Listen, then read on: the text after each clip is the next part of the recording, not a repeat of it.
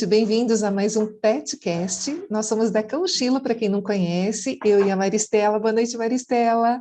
Somos da empresa Cãoxilo, que são enxovais para pets, onde você encontra tudo para o seu pet nessa parte de enxoval, né? Caminhas, lençóis, travesseiros. Eu convido você a nos seguir no Instagram, que é @Cãoxilo, tá bom? E não esqueça de dar o seu like após a entrevista.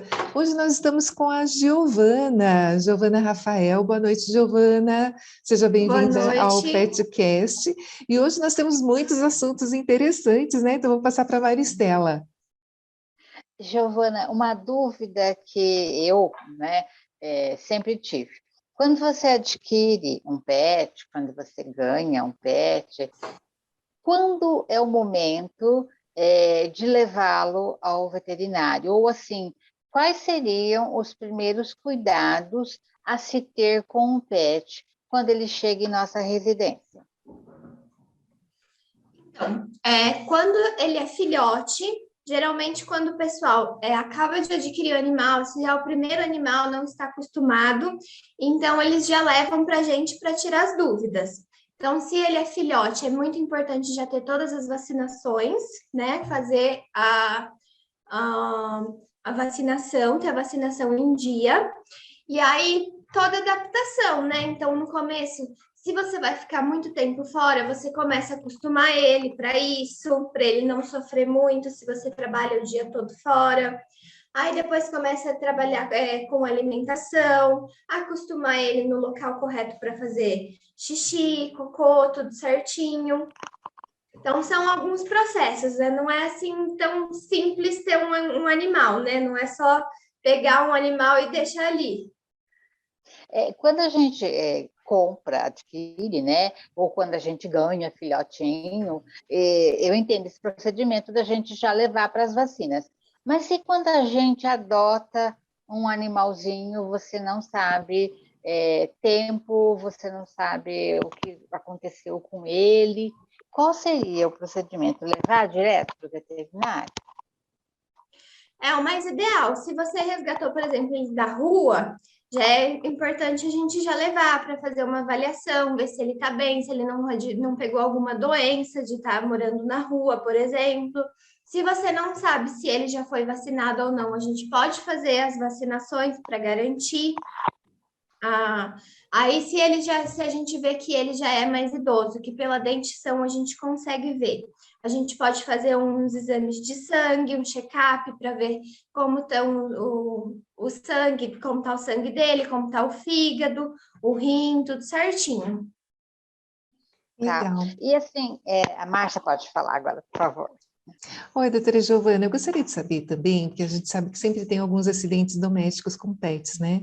E eu queria saber se tem alguma orientação com relação aos primeiros socorros e como saber a hora certa de levar ao veterinário, porque a gente sabe que algumas coisas a gente pode até conseguir tratar em casa mesmo, né? E eu gostaria também que você falasse com relação à medicação, porque tem muita gente que acaba usando medicação de uso humano, né? E qual a nossa preocupação com relação a isso? Sim, geralmente quando o animal sofre alguma queda, algum problema em casa, o ideal é já levar ao veterinário para ver se não quebrou alguma coisa, algum membro, ou se não. Se o animal assim estiver chorando, estiver sangrando alguma coisa, é claro que a pessoa já vai levar direto para o veterinário, né? Mas é sempre importante, não é assim que eu quero que leve no veterinário para eu ganhar. É pelo bem do animal. Eu sempre viso o bem-estar do animal. Então, porque o animal ele não fala, eu caí, mas eu não tô com dor. Só deu só tá uma dorzinha ali. Então, é sempre bom levar para a gente dar uma avaliada, ver se não tem nenhum problema. Porque às vezes você vai prorrogando a ida ao veterinário e o caso só piora. Com relação à medicação, o que a gente recomenda de uso humano para os animais? Geralmente é dipirona, em caso de dor. Então, se o animal está com muita dor, você pode dar uma dipirona até chegar no veterinário, alguma coisa assim. Paracetamol, nunca, principalmente para gatos, que é tóxico. Quando o animal tem muito problema intestinal, problema de gases, coisas assim, a gente receita simeticona, que é o Lufital, que a gente usa também. E para animal jovem que tem muito enjoo, passa mal com viagem em carro, a gente receita também o Dramin. São, assim, os mais comuns de uso humano que a gente usa nos animais também. Legal. Doutora, no caso, por exemplo, de suspeita de envenenamento, existe alguma coisa para ser feita em casa ou já tem que ser levado imediatamente para o veterinário?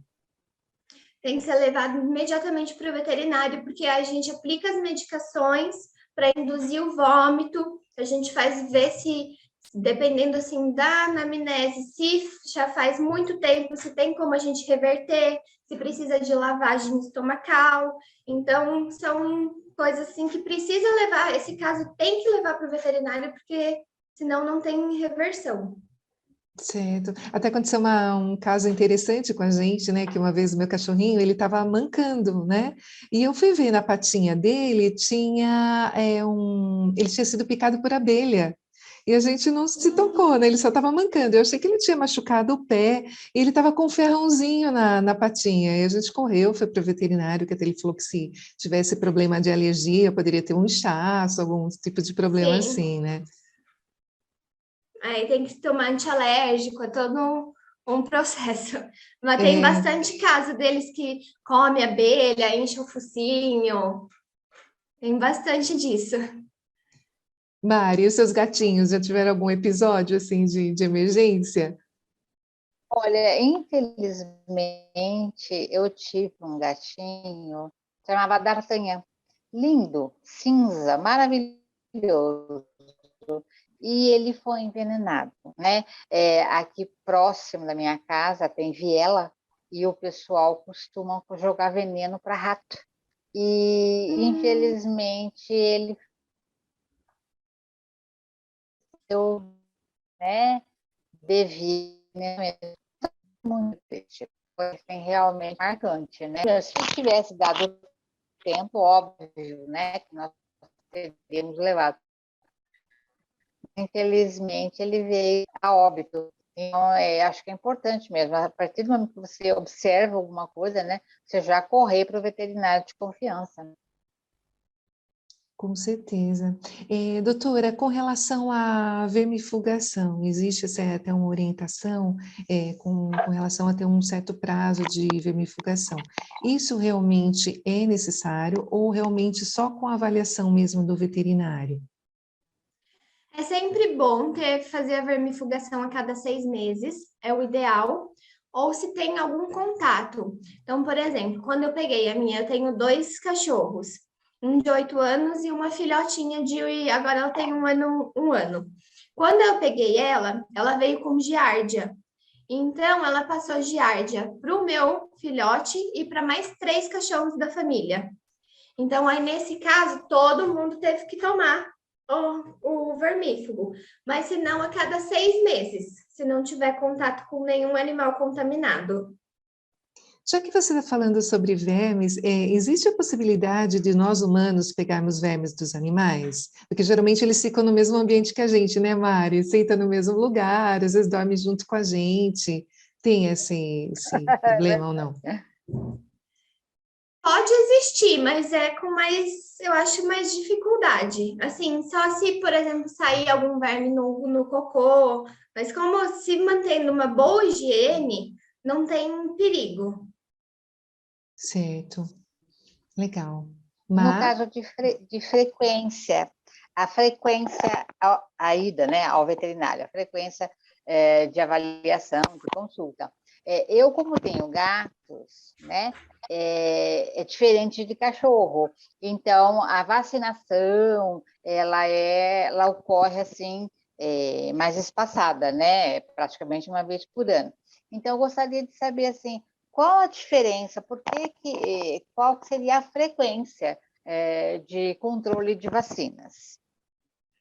Controle de vacinação é anual, tanto as virais como para raiva, tanto para cachorro como para gato. Então, anual. Já de filhote, o gato, a gente dá 2 doses das virais, com intervalo de 30 dias.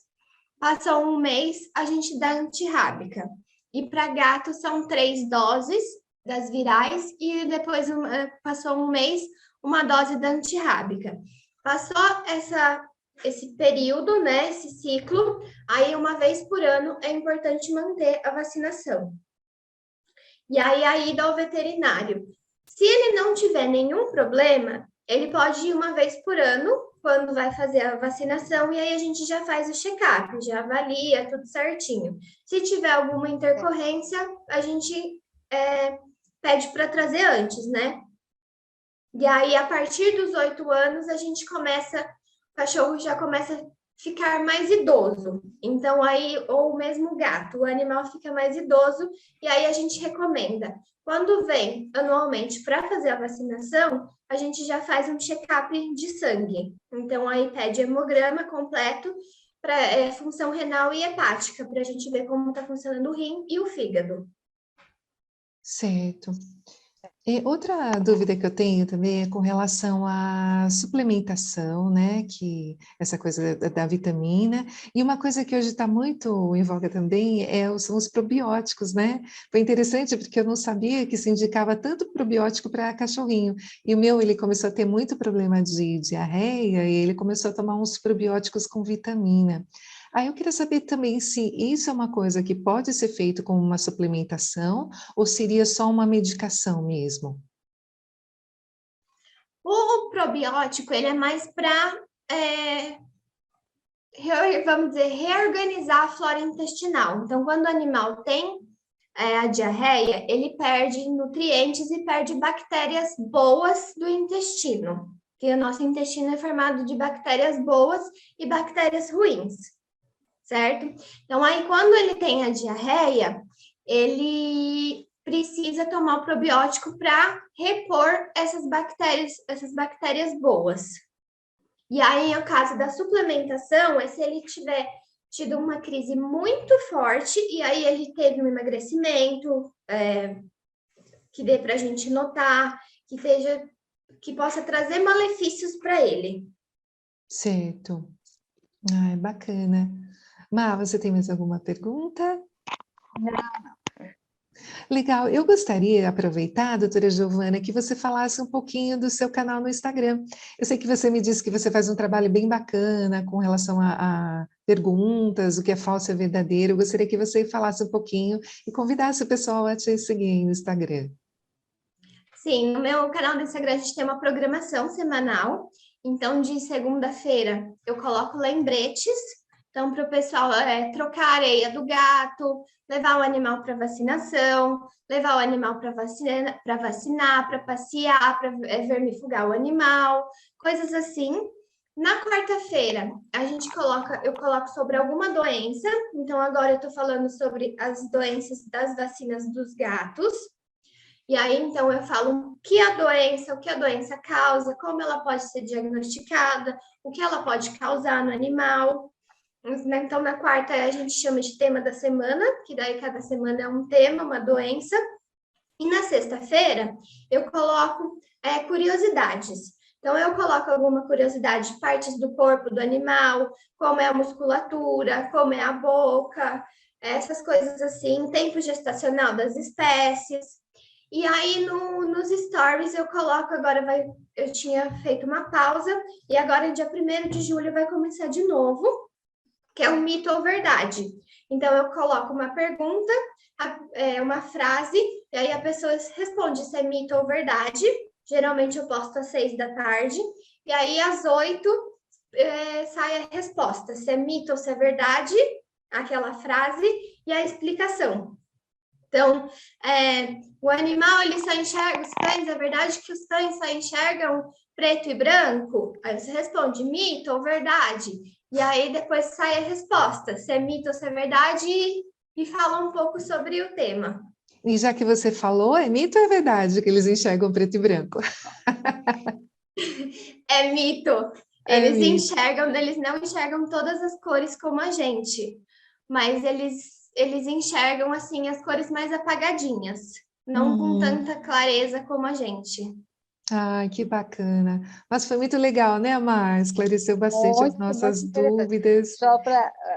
só para brincar um pouquinho, eu tenho uma vizinha, uma senhora, né? E ela, assim, muito viciada em medicação, sabe? Muito hipocondríaca, e ela dá anador até para o papagaio. Ela fala que o papagaio tem problema nos olhos. A judiação. Ela olha para ele, ela fala, não, ele está com os olhinhos congestionados. E ela dá anador até para o pobrezinho. Isso acaba sendo um perigo dela intoxicar algum animal. Não, eu já vi ser hipocondríaco com si mesmo, mas com os outros também. Fica difícil mesmo, né? Fica difícil. Tem gente que dá demais e tem gente que dá de menos, né? É verdade, acaba se preocupando. E outros dão mais do que precisa. É verdade, acaba se preocupando em excesso. Giovana, e qual que é seu Instagram? @Giovana com 2 N's, Certo. Rafael.vet. Bacana. Vamos seguir também, né, Mar? Vamos, claro, então, fiquei interessada. Aproveito e convidar vocês também a nos seguir no Instagram também, @Cãochilo, e também se inscrever aqui no canal e dar o seu like. Eu quero agradecer a presença da doutora Giovana. Doutora, eu gostaria que você desse também o seu contato. Você atende em domicílio também? Atendo em domicílio e atendo no consultório, que é no Torres de São José. Jundiaí, né? Isso, em Jundiaí. Legal, depois a gente vai colocar direitinho o seu telefone, se você quiser já falar seu telefone, mas eu vou colocar depois abaixo do vídeo, se você quiser já falar o telefone, é legal também.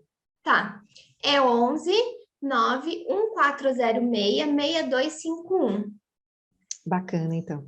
Então a gente agradece a sua presença, né, Maristela? Espero tê-la em breve aqui de novo com a gente com novos assuntos, tá bom?